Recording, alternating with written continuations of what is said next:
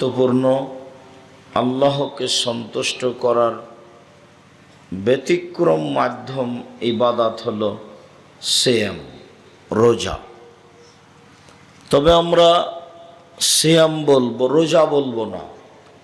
এই জন্য যে রোজা শব্দটা ফার্সি, কোরআন মাজিদে নেই, হাদিসেও নেই। আর সিয়াম শব্দটা আরবি, কোরআনেও আছে, হাদিসেও আছে। দ্বিতীয়ত, দুইটার অর্থ এক নয়। রোজা মানে হলো উপবাস থাকা, না খেয়ে থাকা। অমুসলিম যারা হিন্দু তারাও না খেয়ে থাকে, ওদেরও কিছু দিন আছে। আর সিয়াম মানে হলো বিরত থাকা, ফজরের আজান থেকে নিয়ে সূর্য ডোবা পর্যন্ত খাওয়া ও পান করা, অপছন্দ কথা ও কর্ম, স্ত্রী মিলন, এসব কাজ থেকে বিরত থাকার নাম হলো সিয়াম। কাজেই সিয়াম এবং রোজাতে অনেক পার্থক্য আছে। আমরা আমাদের সংক্ষিপ্ত আলোচনার পূর্বে সিয়াম সম্পর্কে দুই একটি কথা বলি।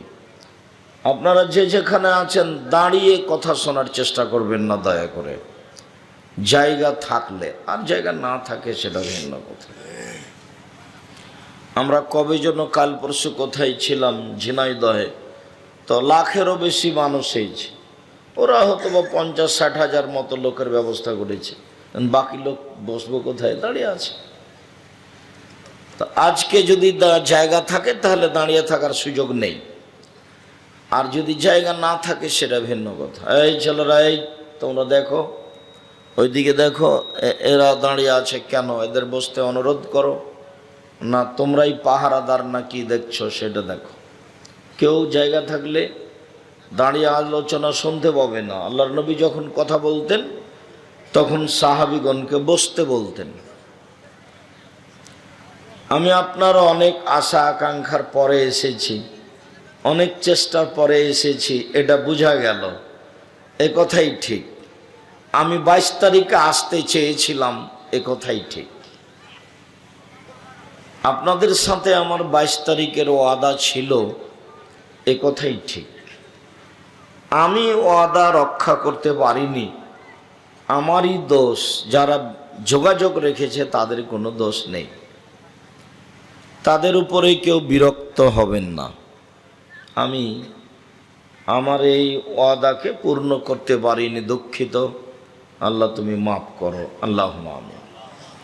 এরপরেও আমি একটু দেরিতে হলেও আলহামদুলিল্লাহ চলে এসেছি।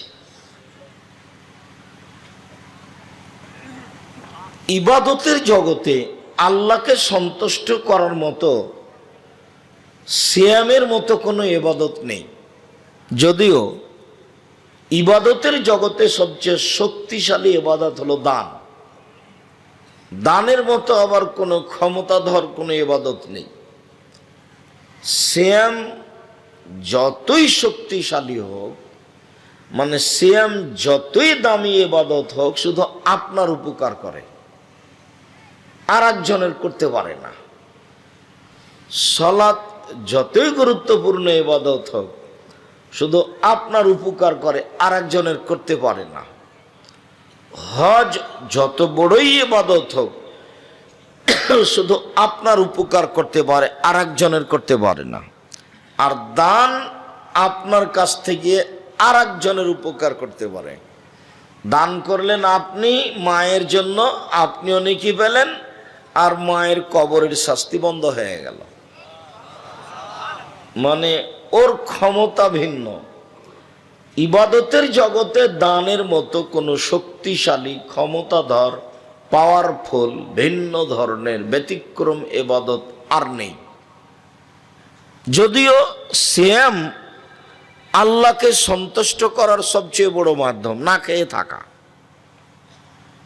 ওতে যে তেমন কিছু ডাকা বা কিছু তা নয়, না খেয়ে থাকা। আরাফার দিন একদিন সিয়াম থাকলে আগে পরে 2 বছরের পাপ ক্ষমা হয় একদিন। মুহররমের 2 দিন সিয়াম থাকলে বিগত 1 বছরের পাপ ক্ষমা হয়। সারা বছর সিয়াম পালনের দুইটা পথ আছে। এক, শাওয়াল মাসে 6 দিন সিয়াম থাকলে সারা বছর সিয়াম পালন করে জানে কি হয় তাই হবে।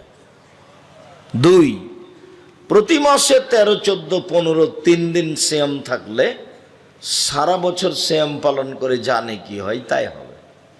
সব মিলে শাওয়ালের সিয়ামের দাম বেশি হয়ে গেল। কেন? প্রতি মাসে 3টে, তাহলে 12 মাসে 3 12 36টা।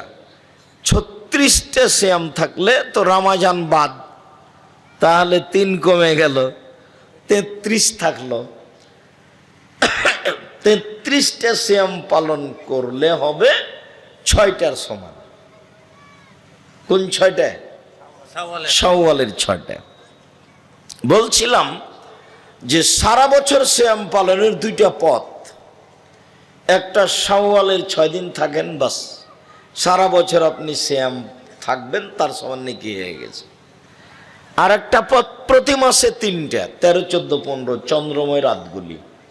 যদি মহিলাদের ঋতুর কারণে, হাইজের কারণে আগে পিছে হয়ে যায়, 16, 17, 18, 20 হয়ে যায়, কোনো সমস্যা নেই। মুসলিম গ্রন্থে একটা হাদিস আছে আয়েশা রাদিয়াল্লাহু তাআলা আনহা থেকে, মাসে 3টে হলেই হলো, তবে 13, 14, 15 চেষ্টা করবে।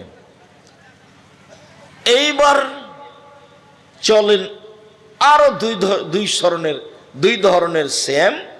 একটা হলো বৃহস্পতিবার আর সোমবার। এই 2 দিনে মানুষের পাপ নেকি আল্লাহর কাছে পেশ করা হয়, সাপ্তাহিক রিপোর্ট। তো আমাদের নবী বলছেন, আমার যখন পাপ নেকি আল্লাহর কাছে পেশ করা হবে, তখন আল্লাহ দেখুক যে আমি সিয়াম আছি। আমার রিপোর্টের সময় আমি সিয়াম অবস্থাটা দেখাতে চাই, এটা আমি খুব ভালোবাসি। এই জন্য আমি বৃহস্পতিবার এবং সোমবার সিয়াম পালন করি। মর্মে উপস্থিত বৈঠকের দিনে মুসলিম ভাই বোন যারা উপস্থিত আছেন, সবারই ভালোবাসা হওয়া উচিত যে আমার রিপোর্টের সময় আল্লাহ দেখুক যে আমি কি আছি, সিয়াম আছি। আজ থেকে মনে মনে নিয়াত করতে হবে, বৃহস্পতিবার সোমবার সিয়াম থাকবো ইনশাআল্লাহ। চেষ্টা করেন, খেয়েই তো জীবনটাই গেল, খেয়েই তো সব কিছু গেল, তো খেতে তো কম হতো, খালি বেশি খাওয়া হচ্ছে। সিয়াম পালন করতে শিখেন, আল্লাহ খুশি হবেন, পেটটা ঠিক থাকবে, ভুঁড়ি কম হবে। বৃহস্পতিবার সোমবার সারা বছরের পাপ নেকি রিপোর্ট পেশ করা হয় শাবান মাসে। তো আমাদের নবীর জানা ছিল না সেই দিন কোন দিন, যার কারণে তিনি বেশি বেশি শাবান মাসে সিয়াম পালন করতেন। ওসামা ইবনে যায়েদ বলছেন, আচ্ছা আল্লাহর নবী, আরাকা তাসুমু ফি শাহরিন মিনাস শুহুরি মা তাসুমু শাবানা। আচ্ছা আল্লাহর নবী, শাবান মাসে আপনাকে যত সিয়াম পালন করতে দেখি, অন্য মাসে তো দেখি না, এটার কারণ কি? আপনি শাবান মাসে এত সিয়াম পালন করেন কেন? উত্তর শোনো, শাবান বাইনা রমাদান ও এই গত মাসটা কি গেল, রজব। শাবান বাইনা রজব ও রমাজান, শাবান মাসটা রজব এবং রমাজানের মাঝে এমন একটা মাস, এক ফলুন্নাসান হ, মানুষ তাতে বেখিয়াল থাকে, হিসাব করে না। অথচ তুরফা আমাল ইবনে আদম ইলা রাব্বিল আলামিন, এই মাসে আদমের ছেলে মেয়ের বাৎসরিক রিপোর্ট পেশ করা হয়। অনা উহিব্ব আইরফা আমালি ওয়ানা সায়েম, আমি মোহাম্মদ সাল্লাল্লাহু আলাইহি সাল্লাম ভালোবাসি যে আমার রিপোর্ট পেশ করা হোক আল্লাহর কাছে, তখন আমি সিয়াম থাকি। তো আমাদের নবীর জানা ছিল না সেই দিন কোন দিন, যার কারণে উনি রিপোর্টের দিন ধরার জন্য একটানা 15 দিন সিয়াম পালন করতে বলেছেন। আয়েশা রাদিয়াল্লাহু তাআলা আনহা বলেন, আল্লাহর নবী প্রায় পুরো শাবান সিয়াম থাকতেন। উম্মু সালমা রাদিয়াল্লাহু তাআলা আনহা বলেন, আমি পরস্পর 2 মাস সিয়াম পালন করতে দেখিনি আল্লাহর নবীকে, তবে শাবান ও রমজান শেষের দিকে 2-1টা বাদ দিতেন, তাছাড়া তিনি পুরো শাবান সিয়াম পালন করতেন রিপোর্ট ধরার আশায়। কিভাবে ভারত, বাংলাদেশ, পাকিস্তানের আলেম ওলামা জেনে নিলেন সেই দিন নাকি 15ই শাবান। তাই তারা কলকারখানা, অফিস, আদালত, কোর্ট কাচারি, শিক্ষা প্রতিষ্ঠান সবকিছু বন্ধ করে রাতে গোসল করে আতর গোলাপ মেখে দিনে সিয়াম থাকে। এমন আমল মুহাম্মদ সাল্লাল্লাহু আলাইহি সাল্লাম করেননি।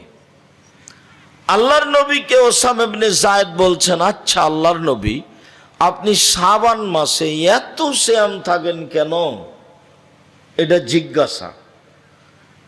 তো উনি তো সবচেয়ে দামি মানুষ, উনি 15ই শাবান সিয়াম থাকবেন আর বলে দিবেন, এই দুনিয়ার পুরুষ নারী শোনো, 15ই শাবান রিপোর্ট, বৃহস্পতিবার সোমবার সাপ্তাহিক রিপোর্ট, আর বাৎসরিক রিপোর্ট কোন দিন? 15ই শাবান, বাস ফাইনাল হয়ে গেল। তো এরকম কিছু বললেন না, বলছেন আরে শোনো, শাবান মাস হচ্ছে রজব মাস আর রমজান মাসের মধ্যে, মানুষ এই মাসে বেখিয়াল থাকে, অথচ এই মাসে আদম সন্তানের পাপ নেকি পেশ করা হয় আল্লাহর নিকটে। তা আমি চাই যে আমার রিপোর্টটা সিয়াম অবস্থায় হোক, তাই আমি এই মাসে সিয়াম থাকি। তাই কি 15ই শাবান বোঝা গেল? কিভাবে যে একটা বুদ্ধি বের হয়েছে 15ই শাবান, বুদ্ধি একবারে মজবুত। ভারত, বাংলাদেশ, পাকিস্তানের শতকরা 95 জন লোকই মনে করে 15ই শাবান। আমরা কোনোদিন মনে করিনি, আমরা কোনোদিন মানুষকে বলিনি, আমরা এমন কথা বলবও না, এমন কাজ করবও না। আমরা একটানা 15ই শাবান পর্যন্ত সিয়াম থাকার চেষ্টা করি মর্মে সকল দিনই ভাই বোনকে শাবানের 1 তারিখ থেকে চলে গেছে 4টে, আজ থেকে মঙ্গলবার থেকে শুরু হয়েছে, কিন্তু আজ রবিবার। তো সামনে সোমবার শুরু করেন, সামনে সোমবার শুরু করলে 1 ঢেলে 2 পাখি হয়ে যাবে, সোমবারেরও হয়ে যাবে আবার শাবানেরও হয়ে যাবে। উপস্থিত বৈঠকের দিনই মুসলিম ভাই বোন, আমি আব্দুর রাজ্জাক বিন ইউসুফ আপনাকে খুব কাছে থেকে অনুরোধ জানাচ্ছি, আল্লাহকে সন্তুষ্ট করার পৃথিবীতে ব্যতিক্রম ভিন্ন মাধ্যমটি গ্রহণ করার জন্য। তা হলো নফল সিয়াম, তা হলো বৃহস্পতিবার সোমবার সিয়াম, তা হলো শাবান মাসের 1 তারিখ থেকে 15 পর্যন্ত সিয়াম। আগামীকাল থেকে সিয়াম পালন করার জন্য উপস্থিত বৈঠকের দিনই মুসলিম ভাই বোনকে অনুরোধ জানাচ্ছি। সাথে সাথে অনলাইনে সারা পৃথিবী থেকে যারা আমাদের সাথে আছেন বা সারা পৃথিবীর বাঙালি যাদের কাছে যন্ত্রের মাধ্যমে আজকাল পৌঁছে যাবে শাবান মাসের কথাগুলি, তাদের কাছে আমি আব্দুর রাজ্জাক বিন ইউসুফ দিনী ভাই হিসাবে আবারও অনুরোধ জানাচ্ছি, পরকালের কল্যাণের আশায়, আল্লাহকে সন্তুষ্ট করার আশায়, জান্নাত পাওয়ার আশায় শাবান মাসের সিয়াম 1 তারিখ থেকে আগামীকাল থেকে পালন করার জন্য অনুরোধ করছি। 1 তারিখ ছুটে গেছে, গেছি, এখন আগামীকাল থেকে অন্তত 15, 20, 25 যে যা পারে আল্লাহকে সন্তুষ্ট করার ব্যতিক্রম মাধ্যম। কথাগুলি পুনরায় বলি, একদিন সিয়াম থাকে না, আরাফার দিন 2 বছরের পাপ ক্ষমা। 2 দিন সিয়াম থাকেন মুহররমের 9-10, বিগত 1 বছরের পাপ ক্ষমা। 2টা পদ্ধতিতে সারা বছর সিয়াম থাকেন। একবারে প্রত্যেক দিনই সিয়াম থাকলে জানে কি হবে তাই। তার একটা পদ্ধতি সহজ, শাওয়াল মাসের 6টা সিয়াম, 1-6 দিয়ে সারা বছর। আর আরেকটা হলো একটু ভারী, প্রতি মাসে 13-14 হতেই হবে, হওয়া জরুরি। একদিন বয়স দেখেছিলেন 40, এখন দেখছেন 60, মানে এখন যে কয়েকদিনে বাঁচবেন এটার নাম বোনাস। আল্লাহ নবী বলছেন আমার উম্মতের বয়স 60, তাহলে 60-এর পরে যদি বেঁচে থাকি তাহলে এটা আল্লাহর অতিরিক্ত কি দয়া, বোনাসে আছেন। 60 হয়ে গেছে মানে কি আছেন? বোনাসে আছেন, বিশেষ দয়া। খুব সাবধান, মানে শেষ হয়ে গেছে, কবরে চলে গেছেন, তো কবরে দেওয়া হয়নি কেন? বোনাস আছে এই জন্য। আমার দিনী ভাই বোনের নিকটে আন্তরিকভাবে অনুরোধ রইল, কিয়ামত যত কঠিন, কবর যত কঠিন, কিয়ামত তার চেয়ে অনেক বেশি কঠিন। কিয়ামত যত কঠিন, জাহান্নাম তার চেয়ে অনেক অনেক বেশি কঠিন। এখানে কি গরম পানি আছে নাকি ঢাকা?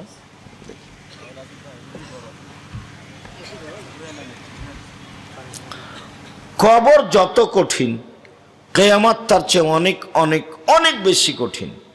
কিয়ামত যত কঠিন, জাহান্নাম তার চেয়ে অনেক অনেক অনেক বেশি কঠিন। কি দিয়ে বুঝায় আপনাকে আমি জাহান্নাম কত কঠিন? আল্লাহর নবী জীবনে কোনোদিন সালাত আদায় করেছেন, সালাম ফিরেছেন, জাহান্নাম থেকে বাঁচতে চাননি, এরকম কোনোদিন সালাম ফিরেননি। সালাম ফেরার পূর্বে তিনি জাহান্নাম থেকে বাঁচতে চেয়েছেন।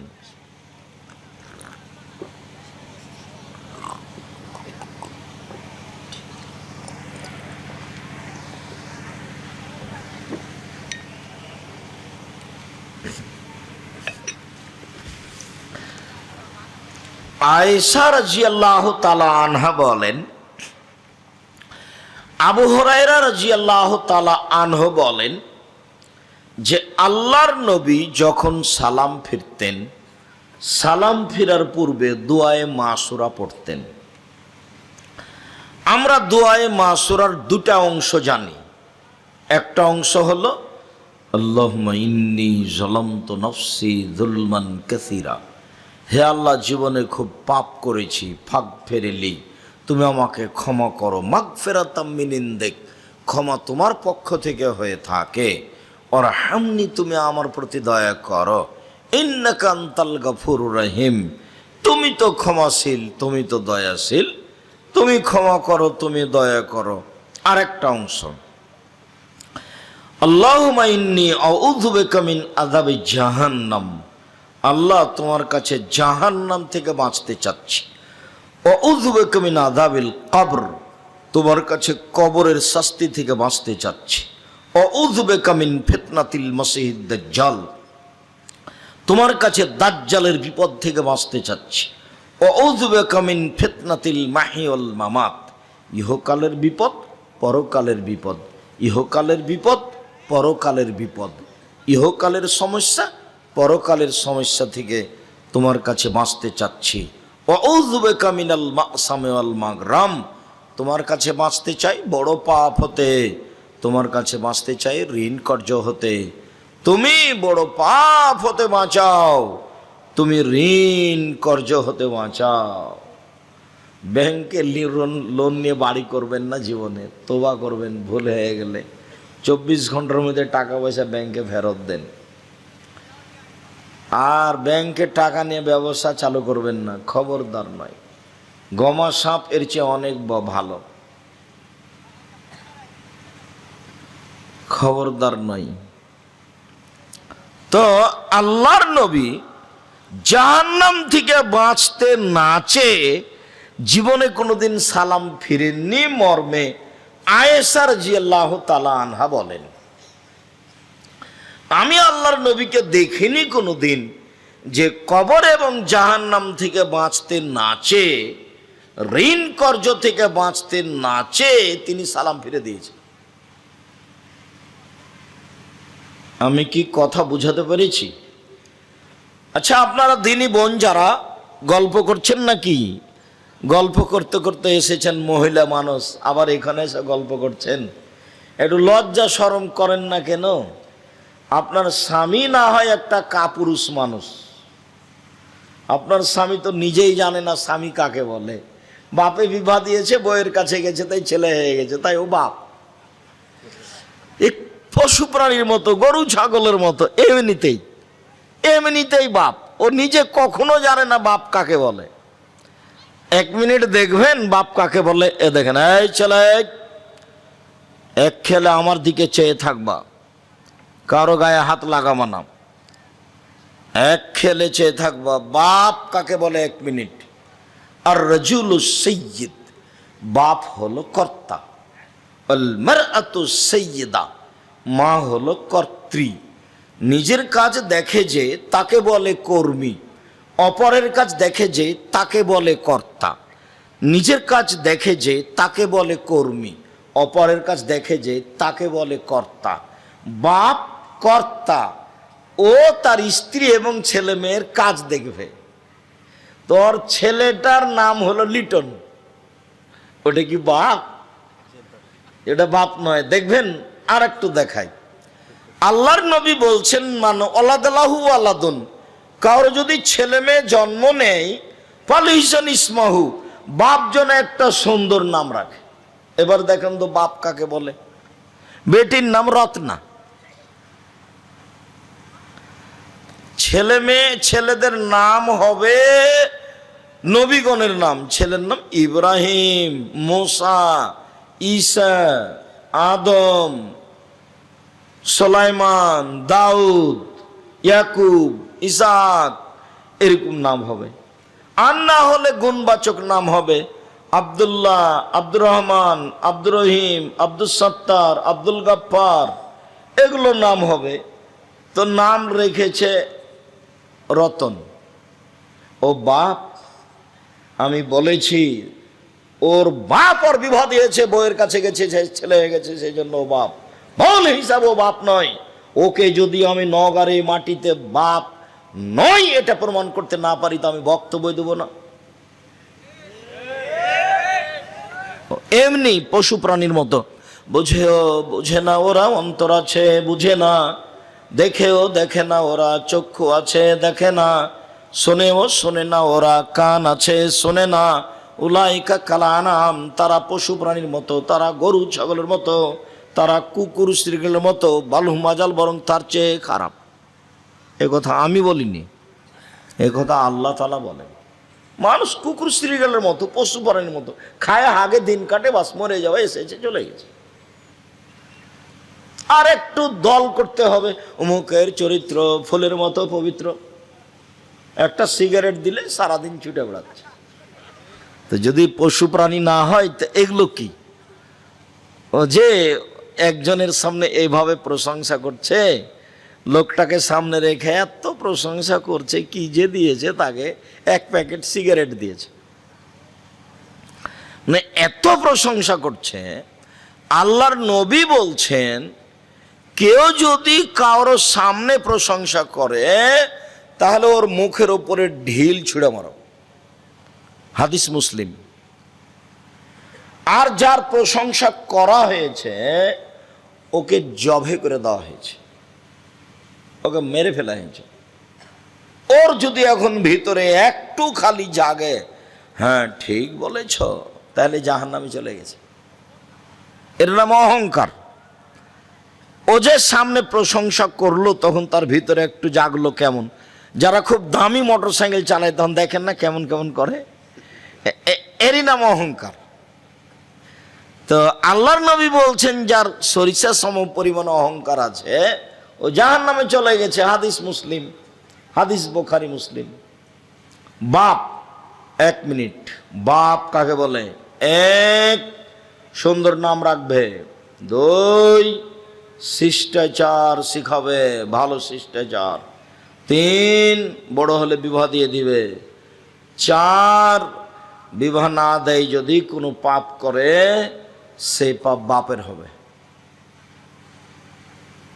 এখানে চারটার সমন্বয়ে বাপ শিষ্টাচার শিখাবে। বাপ তো আর কোনোদিন শিষ্টাচার জানে না। শিষ্টাচার কাকে বলে? শিষ্টাচার বাপও জানে না, বেটাও জানে না। আমি আপনার বাড়িতে গেছি, তো আপনি আমার বাড়িতে এসেছেন, তো আমি এক গ্লাস পানি দিয়েছি আপনাকে, ভিতর থেকে নিয়েছেন বা এক গ্লাস পানি খান। তখন আপনি আমাকে বলছেন ধন্যবাদ। এটা কি বললেন আপনি? আপনি বললেন থ্যাংক ইউ। এটা কি? এতে কি হবে? এতে জিরোর একটু দাম আছে। জিরো যদি বাম দিকে দেন তাহলে কিছু নয়, কিন্তু জিরোটা যদি ডান দিকে দেন তাহলে কাজ হয়ে গেছে।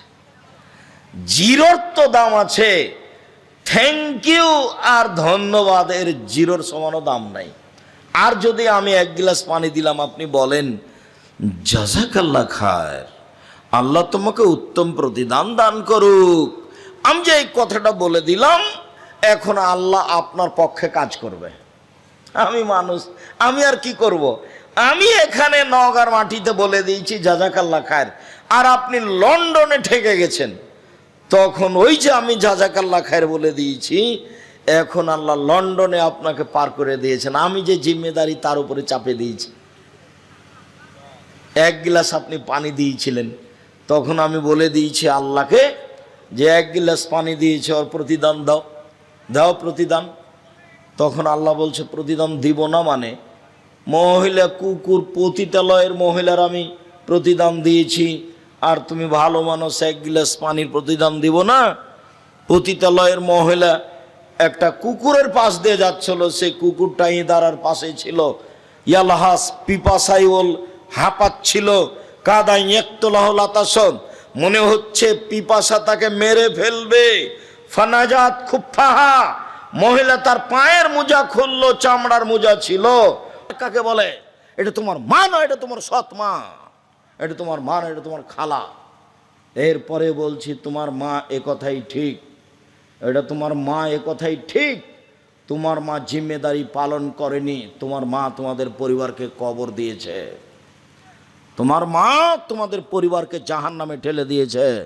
সাবধান থাকো, প্রসাব করাতে পারলেই মা হওয়া যায় না, বাচ্চাকে দুধ খাওয়াতে পারলেই মা হওয়া যায় না। নীতির নাম মা। পাগলিও বাচ্চা দুধ খাওয়াতে পারে, পাগলিও বাচ্চা প্রসাব করাতে পারে, কিন্তু পাগলির সামনে তার বাচ্চাটা ডান হাতে গিলাস ধরে পানি খাচ্ছে, তখন পাগলি বলতে পারে না ছি ছি জি আম্মা আম্মা কি করেছো, ডান হাতে ধরামো, ডান হাতে ধরামো, শয়তান বাম হাতে খায়, এ কথা পাগলি বলতে পারে না। তোমার মাও যদি না বলে, তাহলে তোমার মা পাগলি না পাগলির চেয়ে খারাপ? পাগলির চেয়ে খারাপ। তুমি আজকে বলে দেখো আপনি আম্মা না আমি আমাদের খালা, আপনি কোনটা আম্মা বলেন তো? আপনি কোনটা? কই আমার প্যান্টটা এখনো নিচে আছে, কই আপনি তো আমাকে কিছু বলেননি আম্মা। আর আমার মাথায় চুল, ছাতা চুল কাটা আছে, ছাতা ওই উপরে পর্যন্ত চাঁচা আছে, ওর উপরে একটু চুল আছে, এটা কাবিরা গুনাহ, হারাম। আমার প্যান্টটা এখনো নিচে আছে, আমার দাড়ির চাঁচা আছে। আপনি তো রাত দিন দেখছেন আম্মা কোথায়, আপনি কি আমার খালা নাকি? আব্দুর রাজাক সাহেব যেভাবে বলেছেন তাতে আপনি আর খালা। সম্মানিত দিনী ভাই বোন, বাড়ির পিছন দিকে 2-2.5 হাত গর্তের মধ্যে যেই কবর মাটি মানুষকে রাখা হয়, সেটার নাম কবর নয়। সেটাই যদি কবর হয়, তাহলে তাকে যাকে বাঘে খেলো তার কবর কোথায়? কবরস্থানে যে কবরে মানুষকে রাখা হয়, সেটাই যদি কবর হয়, তাহলে যে আগুনে জ্বলে গেল তার কবর কোথায়? মানুষ যেই কবরে মানুষকে রাখছে, সেটাই যদি কবর হয়, তাহলে যে পানিতে ডুবে হারিয়ে গেল তার কবর কোথায়? কবর এটা নয়। মরার পর থেকে নিয়ে বিচারের দিন পর্যন্ত এই দীর্ঘ সময়ের নাম কবর। সেটা মাটির নিচে হোক, বাঘের পেটে হোক, পানির ভিতরে হোক, জ্বলে যাক, যেখানেই হোক না কেন। সম্মানিত দিনী ভাই বোন, কবরে যদি মানুষ উত্তর দিতে না পারে, তাহলে ফেরেশতা মারবেন। যে ফেরেশতা মারেন চোখে দেখেন না, যে ফেরেশতা মারেন কানে শোনেন না, কানে বধির, চোখে অন্ধ, কোথায় মারছে তার জানা নাই, কত জোরে লোকটা চিল্লাচ্ছে সে বুঝতে পারে না। আল্লাহর নবী বলছেন ইয়াসিও সাইহাতান, সে বাপরে মারে করে চিল্লায়, ইয়াসমা মা বাইনাল মাশরিক ওয়াল মাগরিব, সারা পৃথিবীতে যত জীবজন্তু কীট পতঙ্গ পদার্থ জড় পদার্থ আছে সেও শুনতে পায় তার এই কবরের চিৎকার, কিন্তু মানুষ এবং জিন শুনতে পায় না। কি দিয়ে আপনাকে আমি বুঝাই কত জোরে মারে। আল্লাহর নবী বলছেন মারাই তো মানজারান কাত্তাল কাবর আবজামিন হোক, আমার জীবনে আমি দেখিনি কোনো দৃশ্য যেটা কবরের চেয়ে আশ্চর্য হতে পারে। আমি মোহাম্মদ সাল্লাল্লাহু আলাইহি সাল্লাম জাতির উদ্দেশ্যে বলে যাচ্ছি, পৃথিবীর মানুষ শুনে রেখো, আমার জীবনে সবচেয়ে আশ্চর্য জায়গা হলো কবর। কবরের চেয়ে আমি আশ্চর্য জায়গা কোনোদিন দেখিনি। আল্লাহর নবী কবরের শাস্তির থেকে বাঁচার কথা না বলে কোনোদিন তিনি সালাতে সালাম ফিরেননি। সম্মানিত দিনী ভাই বোন, কবরের শাস্তি বড় ভয়াবহ। কবরের শাস্তি স্বপ্নের মতো। কবর খনন করে আপনি দেখতে পাবেন না। স্বপ্নে একটা লোক পাশে ঘুমিয়ে আছে, স্বপ্নে দেখছে গোখরা সাপ তাকে তাড়া দিয়েছে, বাপরে মারে করে চিল্লিয়ে চলে যাচ্ছে, আপনি পাশে বসে আছেন, লোকটা কেমন কেমন করছে, একবার চিৎকার করলো, তা আপনি বলছেন এই তোর কী হয়েছে, তুই এরকম করছিস কেন? আরে বলছেন গমা সাপ আমাকে গোখরা সাপ তাড়া দিল, অনেক বড়, একবারে লাল টকটো এইরকম মোটা, ও একবারে দিনের মতো বিবরণ দিচ্ছে, অথচ আপনি দেখতে পাচ্ছেন না। ওই যে মক্কার জনৈক ইমাম বাড়ি থেকে বের হয়ে মসজিদ থেকে বের হয়ে একটা কবর খনন করে দেখলো একটা সাপ লাশকে ধরে আছে, এটা নগদ মিথ্যা কথা। কবরের শাস্তি কেউ দেখতে পারে না। কবরের শাস্তি মানুষের আয়ত্তের বাইরে। দিন রাত আল্লাহর নবী কবরের শাস্তির দিকে বাঁচতে চাইতেন। কবর যত কঠিন, কিয়ামত তার চেয়ে অনেক বেশি কঠিন। কিয়ামত যত কঠিন, জাহান্নাম তার চেয়ে অনেক অনেক অনেক বেশি কঠিন। মহান আল্লাহ বলেন আল কারিয়া, মহা দুর্ঘটনা। অমাদ রাকাম আল কারিয়া, মোহাম্মদ সাল্লাল্লাহু আলাইহি সাল্লাম আপনি বলতে পারেন মহা দুর্ঘটনা কি? আমি বলি অমাদ রাকাম আল কারিয়া, আপনি কি বলতে পারেন মহা দুর্ঘটনা কি? ইয়াউমা ইয়াকুনুন নাসু কাল ফারাসিল মাবসুস, কিয়ামত হচ্ছে যেদিন মানুষ হয়ে যাবে কীট পতঙ্গের ন্যায়। এই যে যে যে যে যেগুলো দেখছেন এর কোনো বুদ্ধি বিবেক নাই, আগুনের বয়সে জ্বলে যাচ্ছে, মানুষ এরকম হয়ে যাবে। ও তখন উলছে বালো কালে হিল মানফুস, পাহাড়গুলি হয়ে যাবে ধ্বনিত তুলার নেই, ধুলা হয়ে উঠবে। হিমালয় পাহাড়, তুর পাহাড়, গেন্টিং হাইল্যান্ড পাহাড়, যত পৃথিবীতে বড় বড় পাহাড় আছে দার্জিলিংয়ের, সব পাহাড়গুলি ধয়ে যাবে। রৌদ্র যখন থাকে তখন জালানা খুলে দিলে জালানার ছাটাটা আলোটা ভিতরে ঢুকলে দেখতে পান ধূলিকণা, ওটাই কিন্তু বন্ধ করে দেন দেখতে পাবেন না। আমি কথা বুঝাতে পারিনি, বুঝতে পারলেন কি? হাবা মুম্বাসা, পাহাড়গুলি হয়ে যাবে এরকম ধূলিকণার নাই, তার নাম কিয়ামত। ইযা যুলজিলাতিল আরযু জিলজালাহা, যেদিন পৃথিবীকে থরথর করে কাঁপিয়ে তোলা হবে। ওয়া আখরাজাতিল আরযু আসকালাহা, যেদিন পৃথিবী তার ভিতরের পাথর লোহা বড় বড় সব বের করে দিবে। ওয়াকালাতাল ইনসানু মা লাহা, মানুষেরা বলবে পৃথিবীর কি হলো, সব কিছু বের করে দিচ্ছে কেন? ইয়াউমাইজিন তুহাদ্দিসু আখবারাহা, যেদিন মাটির উপরে যা কিছু ঘটেছে সব টপ টপ টপ টপ করে বলে দিবে। কোন অফিসে বসে কে সুদের অঙ্ক কষেছে, মাটি সব ছবি সহ ধরে রেখেছে। কে কখন ভাবির গায়ে হাত লাগিয়েছে, বান্ধবীর গায়ে হাত লাগিয়েছে, কোন অবস্থায় গায়ে হাত লাগিয়েছে, জেনা করেছে, ওইভাবে একবারে ছবি ধরে রেখেছে। বিচারের মাঠে এগুলো পেশ করা হবে। বিচারের মাঠে মাটি টপ টপ করে বলে দিবে। অবাক আশ্চর্য ধরনের অত্যাধুনিক যন্ত্র হলো মাটি। আল্লাহর নবী বলছেন ফাত্তাকুদ দুনিয়া ওয়াত্তাকুন নিসা, পৃথিবীর মানুষ শুনে রাখো, আমি বলছি তোমরা মহিলা থেকে বেঁচে থাকো। পৃথিবীর মানুষ আমি বলছি তোমরা পৃথিবী থেকে বেঁচে থাকো। পৃথিবী অত্যাধুনিক যন্ত্র তোমাদের কাজকর্ম সব ধরে রেখেছে, ছবি সহ। একদিন তোমাকে বিচারের মাঠে অপমান করে দিবে। শোনো পৃথিবীর মানুষ, শুনে রেখো, চারটা পদ্ধতিতে মানুষকে অপরাধী প্রমাণ করা হবে। এক, মাটি তার সব কর্ম বলে দিবে। দুই, তার হাতে একটা খাতা দেওয়া হবে আরবিতে, আরবি ভাষাও পড়তে পারবে, বুঝতে পারবে। বলবে মালে হাদাল কিতাব লা ইগাদিরু সাগীরাতান ওয়ালা কাবীরা, কি আশ্চর্যের খাতা, জীবনের বড় কথা লেখা আছে, ছোট কথা লেখা আছে। সে নিজেই পড়বে আর বলবে।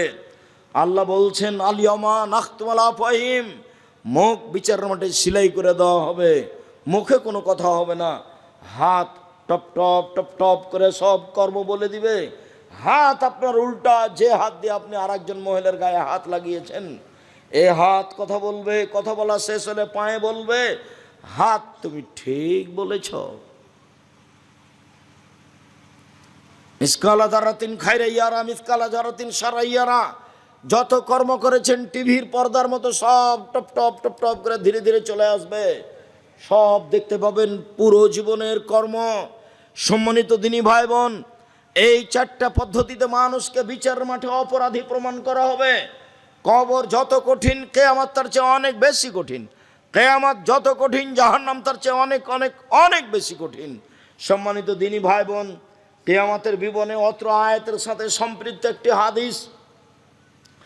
আদি ইবনে হাতেম রাদিয়াল্লাহু তাআলা আনহু বলেন, রাসূল সাল্লাল্লাহু আলাইহি সাল্লাম বলেছেন, মা মিনকুম আহাদুন ইল্লা সাইকাল্লিমুহু রাব্বুহু ইয়াউমাল কিয়ামা, তোমাদের প্রত্যেকের সাথে আল্লাহ বিচারের মাঠে কথা বলবেন মুখামুখি। লাইসা বাইনাহু ওয়া বাইনাহু তারজুমান ওয়ালা হিজাবুন ইয়াহজুবুহু, দুইজনের মধ্যে কোনো অন্তরাল থাকবে না। তুমি ওইদিকে, আল্লাহ এদিকে, এরকম কোনো অন্তরাল থাকবে না। অন্তরাল ছাড়াই মুখামুখি আল্লাহ জিজ্ঞাসা করবেন। দুইজনের মধ্যে কোনো দোভাষী থাকবে না। আল্লাহ যা বলবেন আপনি তা বুঝবেন, আপনি যা বলবেন আল্লাহ তা বুঝবেন। এরকম সময় যখন কথা শুরু হবে, ফায়ানজুর আইমানা মিনহু, তখন লোকটি তার ডান দিকে লক্ষ্য করবে। ফায়ারা মা কাদ্দামা মিন আমালিহি, পুরো জীবনের সব কর্ম দেখতে পাবে। এই যে জেনা, এই যে সুদের পাপ, এই যে দোকানে বসে আড্ডা পিটাচ্ছিলাম সেই পাপ। ফায়ানজুর আইমানা মিনহু, তারপর বাম দিকে লক্ষ্য করবে। ফায়ারা মা কাদ্দামা মিন আমালিহি, পুরো জীবনের সব কর্ম দেখতে পাবে। যা দেখলো ডানে তাই দেখবে বামে। তারপর সামনের দিকে লক্ষ্য করবে, সামনে হলো জাহান্নাম। তখন আল্লাহর নবী বললেন, পৃথিবীর মানুষ, ফাত্তাকুন নারা হলে বিশিক্কে তামারাতিন, অল্প থেকে অল্প দান করে হলো জাহান্নাম থেকে বাঁচো। সালাত আদায় করে জান্নাত পাওয়া যায়, জান্নাত কিনা যায় না। সিয়াম পালন করে জান্নাত পাওয়া যায়, জান্নাত কিনা যায় না। হজ করে জান্নাত পাওয়া যায়, জান্নাত কিনা যায় না।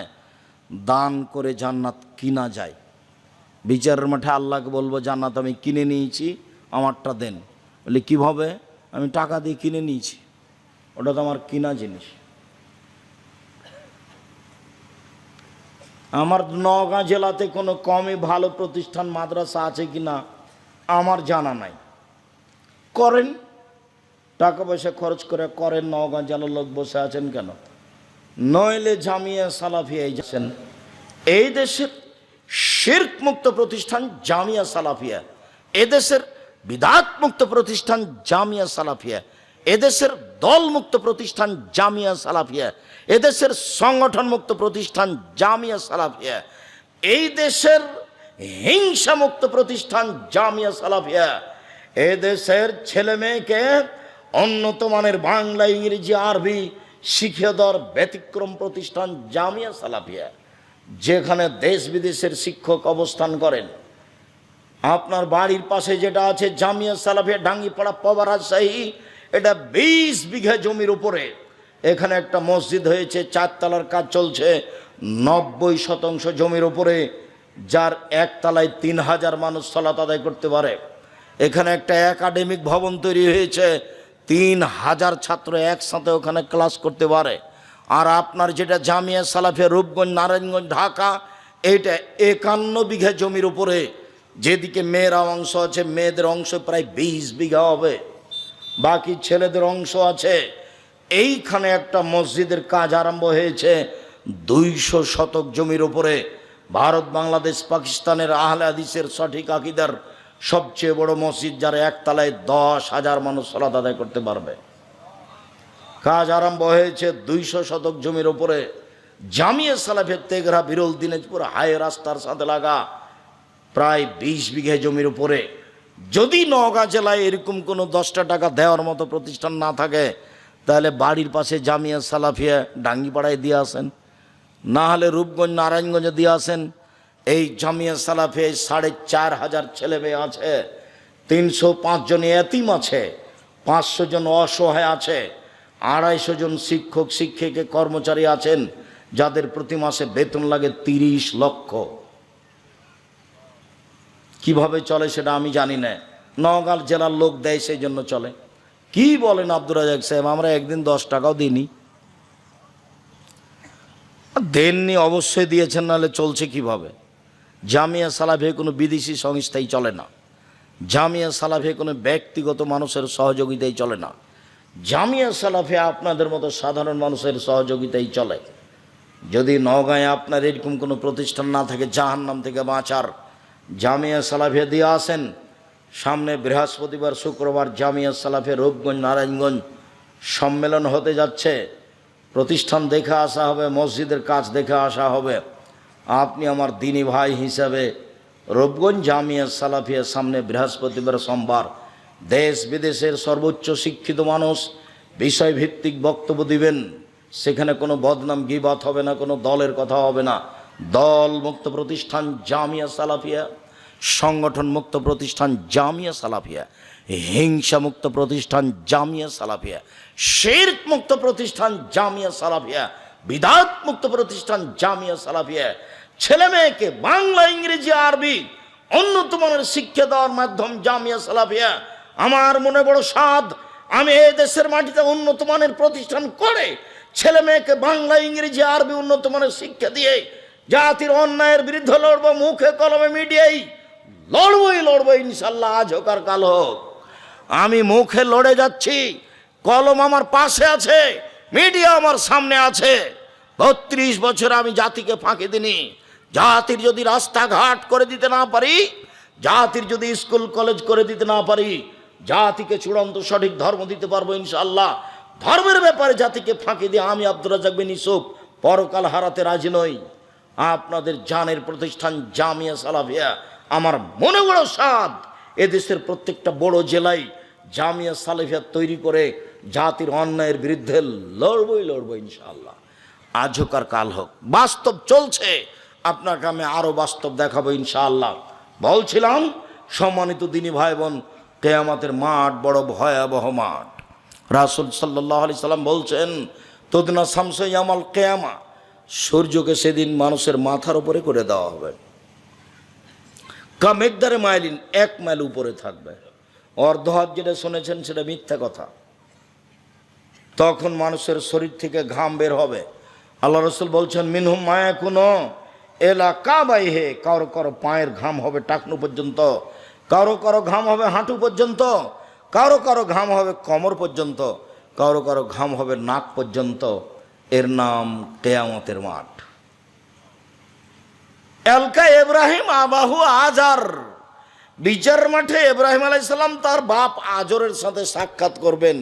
ওয়ালাওয়াজে আজার কাবরাতুন গাবারা, ওই সময় আজরের মুখখান থাকবে মলিন। ইব্রাহিম আলাইহিস সালাম বলবেন, আপনাকে আমি বলিনি আপনি আমার নাফরমানি করিয়েন না, আব্বা আপনাকে আমি বলিনি আপনি আমার নাফরমানি করিয়েন না। তখন বাপে বলবে, আলিয়াউমালা আসিকা, বেটা আজ তোমার নাফরমানি করব না, আজ যাই বলবে তাই মেনে নিব। বিচার মাঠে কিছু বলার থাকবে না। বাপের এইটুকু কথা শুনে আল্লাহকে বলবে, আল্লাহুম্মা ইন্নাকা ওয়া'দানি আল্লাহ তুখজিনি ইয়াউমা ইউবাসুন, ইব্রাহিম তোমাকে আমি বিচারের মাঠে অপমান করব না। আজ আমার বাপ জাহান্নামে যাবে, আমি জান্নাতে যাব, এর চেয়ে বড় অপমান কি হতে পারে? তুমি আমার সাথে ওয়াদা করেছো ইব্রাহিম, তোমাকে আমি বিচারের মাঠে অপমান করব না। আজকে আমার বাপ জাহান্নামে যাবে, আমি জান্নাতে যাব, এর চেয়ে বড় অপমান কি হতে পারে? তখন আল্লাহ বলবেন, ইব্রাহিম ইন্নী হারামতুল জান্নাত আলাল কাফিরিনা, যারা আমাকে মানেনি, আমার নবী ইব্রাহিমকে মানেনি, তারা কাফের, আমি তাদেরকে জান্নাতে দেব না। ইব্রাহিম আলাইহিস সালাম তার বাপকে জান্নাতে নিয়ে যেতে পারবেন না, ইব্রাহিম আলাইহিস সালামের বাপ জাহান্নামে যাবে। আব্দুর রাজ্জাক সাহেব বলেছেন যে মুহাম্মদ সাল্লাল্লাহু আলাইহি সাল্লামের বাপ মা জাহান্নামে যাবে। তখন হুজুর এমন খেপে গিয়েছেন, একেবারে তেলে বেগুনে জ্বলে গেছে। যাক, জাহান্নাম না জান্নাত যাই হোক, 1 মিনিট, এইটা বুখারী মুসলিমের হাদিস। বিচারের মাঠে ইব্রাহিম আলাইহিস সালাম তার বাপের কিছুই করতে পারবেন না।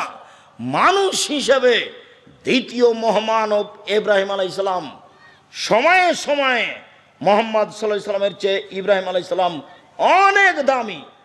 যখন সপ্তম আকাশের উপরে আমাদের নবী গেলেন জিবরাইলের সাথে, তখন জিবরাইল আমাদের নবীকে বললেন, হো ইব্রাহিম, হো আবুকা ফাসাল্লিম আলাইহি, ইনি হচ্ছেন ইব্রাহিম, ইনি আপনার বাপ, আপনি তাকে সালাম দেন। আমাদের নবী একটু আগিয়ে গেলেন, আগিয়ে গিয়ে বলছেন, আব্বা আসসালামু আলাইকুম, আব্বা আপনাকে সালাম। তখন ইব্রাহিম আলাইহিস সালাম বলছেন, ওয়া আলাইকুম আসসালাম ইবনি সলিহ নবী সলি, ও আমার সৎ ছেলে, ও আমার সৎ নবী, তোমাকেও সালাম। সম্মানিত দিনী ভাই বোন, ইব্রাহিম আলাইহিস সালাম তার পিতাকে বিচারের মাঠে জান্নাতে নিয়ে যেতে পারবেন না। বিচারের মাঠ বড় জটিল।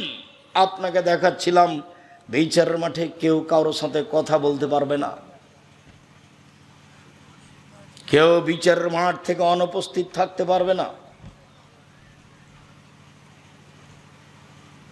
এদা শামস কুব্বিরাত, যেদিন সূর্যকে আলোহীন করে দেওয়া হবে, ওয়াইজান নজমুন কাদারাত, যেদিন তারকাগুলি খুলে খুলে নিচে পড়বে, ওয়াইদাল জিবাল সুয়রাত, যেদিন পাহাড়গুলিকে চলমান করে দেওয়া হবে ধূলিকণা করে, ওয়াইদাল ইশার উত্তেলাত, যেদিন 10 মাসের পেটমূর্ণ উটনিকে ছেড়ে দেওয়া হবে, মানে মানুষ ব্যবসা বাণিজ্য ছেড়ে পালিয়ে যাবে।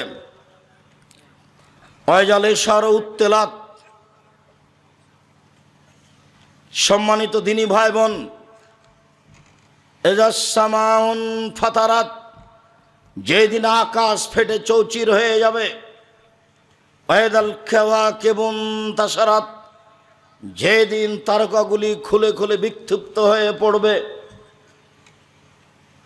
ওয়াইদাল কুবুর বুসিরাত, যেদিন কবরগুলিকে খুলে দেওয়া হবে, মানুষ কবর থেকে উঠে ছুটে দৌড়াবে।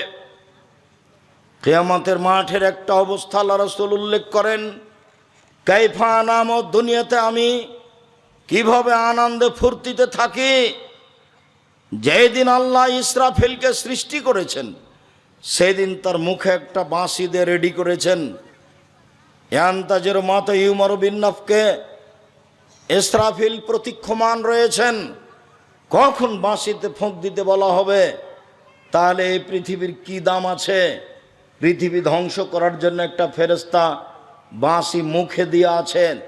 পৃথিবীর জন্মের দিন তার মুখে বাঁশিটা দিয়ে দেওয়া হয়েছে, তাকে বলা হয়েছে তুমি প্রস্তুত থাকো, যখন আমি বলবো ফোঁক দাও তখনই তুমি ফোঁক দেবে।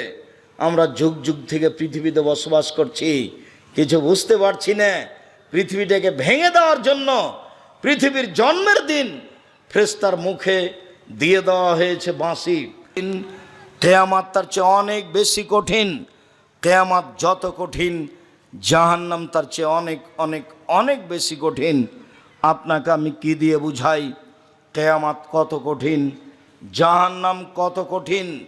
সেই দিনের ব্যাপারে রাসূল সাল্লাল্লাহু আলাইহি সাল্লাম বলছেন, লা আদরি মা ইউফালু বি, আমার সাথে কি আচরণ করা হবে তা আমি নিজেই বলতে পারছি না। মহান আল্লাহ বলেন, ফামান খাফাত মাওয়াজিনুহু, যার নেকির পাল্লা হালকা হয়ে যাবে বিচারের মাঠে, তার থাকার জায়গা হবে অতীব গভীর গহ্বর হাবিয়া অমাদ রাখা মাহিয়া। মুহাম্মদ সাল্লাল্লাহু আলাইহি সাল্লাম, আপনি কি বলতে পারেন অতীব গভীর গহ্বর হাবিয়া নামক জাহান্নামটি কি? আমি বলি নারুন হামিয়া, তা হচ্ছে জ্বলন্ত উত্তপ্ত আগুন। জাহান্নাম বলতে আগুন।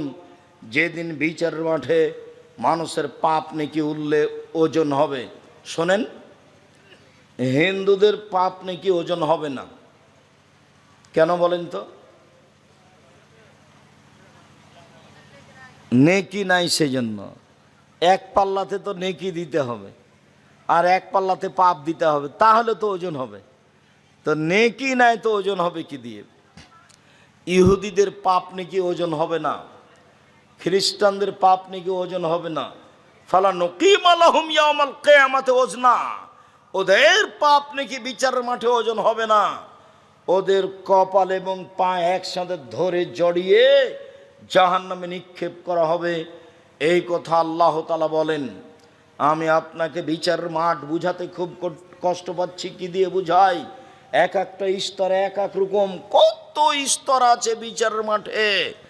যারা একটু জুলুম করেছে তাদের বিচার দেরিতে হবে। ভালো মানুষের বিচারের সময়সীমা এক ওয়াক্ত ফরজ সালাতের সমান, 5 থেকে 7 মিনিট। কেউ যদি একটা রিক্সাওয়ালাকে 20টা টাকা দিয়ে ধমকে বিদায় করে দিয়ে থাকে, ও জালেম, তার বিচার পরে হবে। কেউ যদি জোর করে জমি দখল করে থাকে তাহলে তার বিচার পরে হবে। কেউ যদি যাকাত না দেয়, ওসর না দেয়, তাহলে ফকিরের টাকা মেরে খেয়েছে, ওর বিচার পরে হবে। যদি একদিন দেরি হয় তাহলে 50,000 বছর, আর যদি 3 দিন দেরি হয় 1.5 লক্ষ বছর। জনাব, এবার আপনাকে একটু বলে, এই ছেলে বসো। তুমি আমাকে ব্যস্ততা দেখাচ্ছ। আমি তো ঢাকা ফিরে যাব, গাড়িতে ক্লাস নেব ইনশাআল্লাহ। তুমি আমাকে কি ব্যস্ততা দেখাচ্ছ? তুমি কি মনে করছো আমি আব্দুর রাজ্জাক বিন ইউসুফ তাফসির মাহফিল করতে এসেছি? কিসসা কাহিনী বলবার আপনি বাদাম খাবেন? 1 মিনিট আপনি 19-20 হতে পাবেন না। এক খেয়ালে আমার দিকে চেয়ে থাকবেন। অল্প দিন বাঁচতে এসেছি, ধৈর্যের পরিচয় দিয়ে ভালো কিছু করে যাই। অন্যায় কিছু করে লাভ হবে না, ফেরাউন ডুবে গেছে। অন্যায় কিছু করে জুলুমবাজি করে লাভ হবে না। মানুষের পিছে পিছে বেরিয়ে কোনো লাভ নাই। নিজে উপার্জন করে খান। এই ছেলে, মানুষের পিছনে ঘোরো না, দোকানে বসে আড্ডা পিটো না। আমার 4টা কথা মনে রাখিও। 1, 5 ওয়াক্ত সালাত, এর কোনো বিকল্প নাই দুনিয়াতে। 3, হালাল রুজি। চকলেট বিক্রি করে খাও, সমস্যা নেই। কলা বিক্রি করে খাও, সমস্যা নেই। বাপের জমিদারি আছে, কোটি টাকার ব্যবসা করো। আমি ব্যবসায় করতে বলছি। জমি চাষ করে খেলে অন্তর শক্ত হয়ে যাবে, ভালো কিছু করতে পারবা না। আর চাকরি যদি করো তাহলে বেতনের টাকা দিয়ে 25 দিন যাবে, 5 দিন ধার কর্জ করে খেতে হবে। দোকানওয়ালাকে বলতে হবে, ভাই বেতন পাইলেই দিব। তো বেতন যখন পেয়েছ তখন ওই দিতে দিতে আবার সামনের মাসে 5 দিন বাকি। মায়ে বলছে, বেটা টাকা দেনারে বেটা, কিছু খুব বিপদে পড়েছি। আম্মা এ মাসে তো পারলাম না, দেখি সামনে মাসে দেখি, চেষ্টা করি। সামনে মাসেও পারেনি। জীবনটা এভাবে এলোমেলো পার হয়ে গেল, কিছু করতে পারবা না। আর যদি বউ একটু তোমার প্রতিকূলে হয়, অনুকূলে না হয়, বউ পরীক্ষা করবে, একটু দেখবা, পরীক্ষা করবা, করো তো। কালকে সকালে একবারে নতুন 1000 টাকার নোট 3টে তোমার মার হাতে দিয়ে দিবা, তোমার বউয়ের সামনে। তোমার বউয়ের মুখখান দেখিও তো কেমন লাগে। তোমার বউ মনে করছে আমার স্বামী দপ করে আকাশ থেকে আমার কোলে পড়ে গেছে, তাই এ স্বামী। যদিও তোমার বউ জানে যে কে কেমন ভাবে দুনিয়াতে আসে, তোমার খবর তোমার মা জানে। আমার মা আমি যখন বললাম 1982 সালের 16 মে রোজ সোমবার সকাল 6টার সময় বাড়িতে ঢুকে আমি বলছি, মা আমি ইন্ডিয়া চলে গেল। তখন আমার মার হাতে আটা লেগেছিল। কেন আমার মা এত সকালে রুটি বানাচ্ছেন তা আমার মনে নেই। চুলাতে ভাত রেডি হয়ে আছে, তারপরেও কেন আটা হাতে আমি বুঝতে পারি না।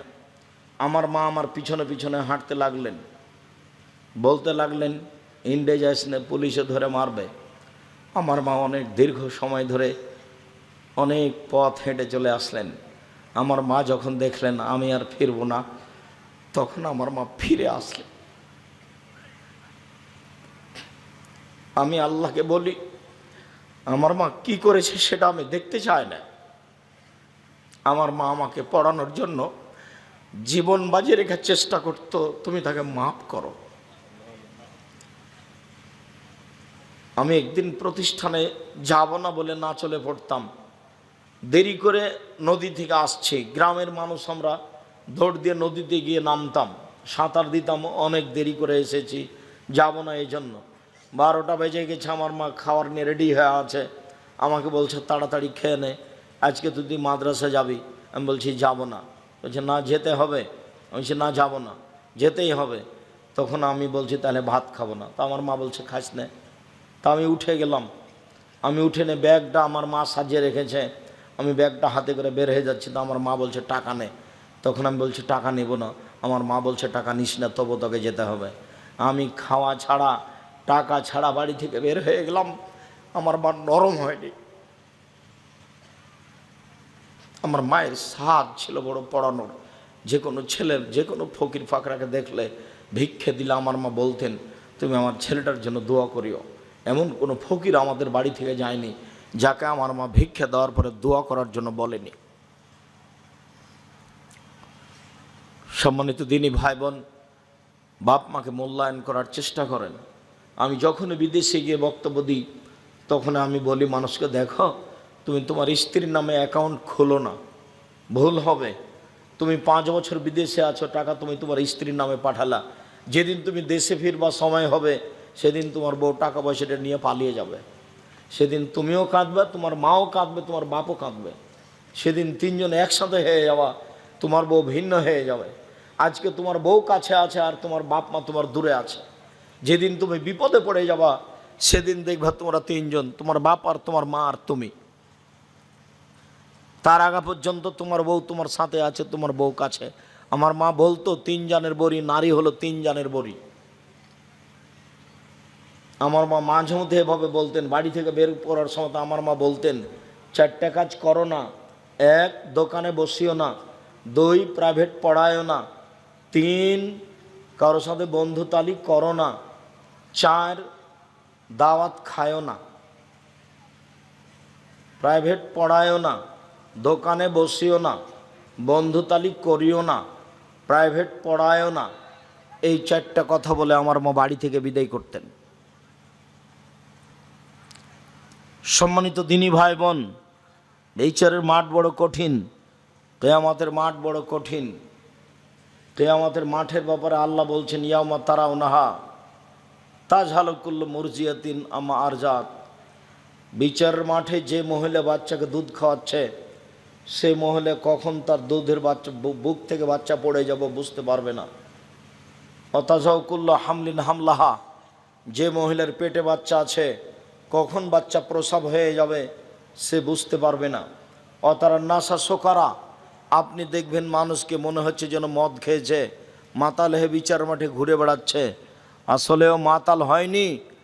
আল্লাকিন্না আদাব আল্লাহি শাদীদ, বিচার মাঠের শাস্তি খুব কঠিন। এই জন্য মানুষকে দেখা হবে মানুষের বুদ্ধি টুদ্ধি নেই। আল্লাহ রাসূল বলছেন ইহুসারুন নাস ইয়াউমাল কিয়ামা হুফাতান ওরাতান গোরলা, বিচারের মাঠে মানুষকে একারিত করা হবে, কারো খাতনা দেওয়া থাকবে না, পায়ে জুতা থাকবে না, কারো পরনে কাপড় থাকবে না, মহিলা পুরুষ